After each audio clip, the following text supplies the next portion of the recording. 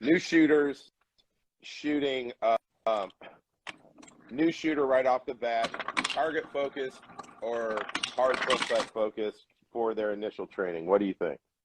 Well, here's my question for the front sight focus people. What is it that you're trying to fix by having them do that?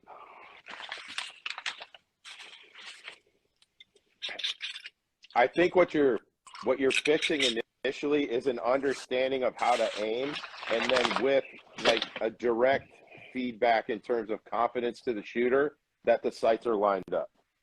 Sure, but they should be doing that focused on the target anyway, yeah? I think they should, but right, like you'll see a Let me lot of tell you shooters. this, I would tell them to focus on the target and tell them to line up the sights.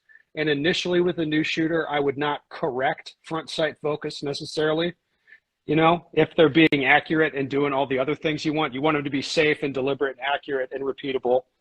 And if they're doing all that, I would not initially correct front sight focus, but I'm not going to tell them to do it.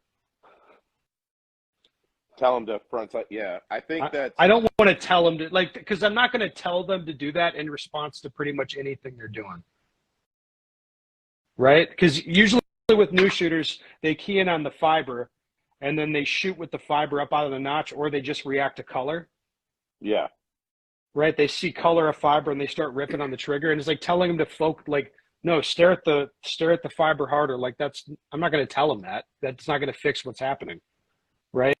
No, it doesn't. But I'll tell you what, like, I would assume that is like 90% of all new shooter training from any organization is very conventional NRA. Look at the front sight, equal height, equal light. Send it. Yeah. Well, that's true, but you know, whatever. But I think if you can get guys to at least have a rudimentary understanding of target focused initially, and a lot of guys, what I think, will target focus very well from 3, 5, and 7. At 10, it starts to fall apart.